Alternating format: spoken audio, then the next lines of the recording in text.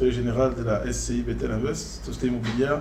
On a 3 domaines d'activité: la construction, la vente des maisons, la gestion des patrimoines et le conseil en investissement immobilier. Alors nous abordons aujourd'hui un thème très important qui est quelles sont les stratégies à mettre en place pour obtenir un prêt immobilier. Parce que comme vous le savez, en immobilier, il y a 3 sources de financement. Il y a sous fonds propres, avec l'épargne que vous avez sur votre compte, ou bien un plan d'épargne logement que vous avez, ou une épargne tout simple, avec une compagnie d'assurance ou sur votre compte bancaire, dont vous payez la maison au comptant. Il y a aussi, vous faites un crédit à la consommation en fonction de votre salaire, de vos revenus salariales. Et une fois que le crédit est accordé, n'est-ce pas, vous payez une maison. Et il y a la troisième source qui est la plus, on va dire la plus importante, parce que c'est par cette source que la plupart des gens réussissent à acquérir un bien immobilier, qui est le prêt immobilier. Il y a quelques stratégies à mettre en place. La première chose, c'est d'avoir une source de revenus stable, parce que les banques sont beaucoup portées sur le profil, n'est-ce pas, du client. Donc il faut en général avoir comme ça. L'un des documents que les banques demandent en fait, c'est votre historique et vos bulletins de salaire, parce que c'est sur la base de ça, n'est-ce pas, qu'ils font une simulation pour voir votre quotité cessible, etc. Donc le premier élément vraiment, c'est une source de revenus stable. Deuxième élément, c'est la banque. Bon, en Côte d'Ivoire, il y a une vingtaine. Et ce n'est pas toutes les banques, par exemple, qui octroient des crédits immobiliers.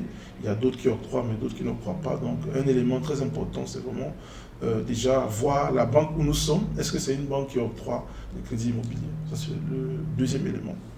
Maintenant, une autre stratégie, c'est maintenant, une fois qu'on connaît la banque qui fait, on essaye de voir dans le cas du montage, est-ce que la banque octroie sur des périodes très longues? Il y a d'autres qui vont jusqu'à 20 ans, il y a d'autres qui vont 10 ans. Et c'est des éléments maintenant qu'on qu'on examine pour voir l'option qui nous sied le plus. Alors, et là, on a les histoires de taux, il y a des banques par exemple, et surtout profiter des périodes de campagne. Il y a des banques, la plupart des banques ont des périodes, peut-être en général pendant l'été, où ils lancent des campagnes spéciaux pour les prêts IMO, où le taux baisse en termes de modalités. Il y a d'autres qui ne demandent pas les frais de dossier. Il y a d'autres qui... Donc c'est vraiment examiner les conditions. Donc il y a le côté avoir un salaire constant, revenu stable. Deuxième, quelle est la banque en général qui octroie? Maintenant, une fois qu'on a peut-être 2-3 banques qui octroient, voilà, on essaie de regarder quelles sont les conditions et profiter de la période qui est la plus idoine. Pendant une campagne, pendant les campagnes, il y a des banques par exemple qui exigent, sans toutefois citer les noms, il y a des banques qui exigent à ce qu'on ait, par exemple, à ce qu'on fasse une réservation. Je dis comme ça, une maison de 40 millions, ils vont vous demander 10% et que vous apportez les 10%. La preuve que vous avez payé les 10%, soit par virement, soit par chèque, soit en espèces, etc. Donc c'est de voir. Il y a d'autres qui ne le demandent pas, donc la banque vous accompagne à 100%. C'est des choses qu'il faut, d'une banque à une autre, il y a vraiment des choses qu'il faut prendre en compte. Et voilà, une fois que cela est fait en général, vous comparez de voir est-ce que la banque vous demande de faire tel pourcentage. Regardez aussi, pour une stratégie immobilière, une stratégie pour obtenir un prêt, c'est voir quels sont les différents opérateurs immobiliers, n'est-ce pas, qu'on peut contacter pour fournir le crédit. Parce que pour un crédit immobilier, il y a certains éléments qui sont obligatoires. Il faut le titre de propriété, il faut l'état foncier, il faut que la société soit légalement constituée, etc.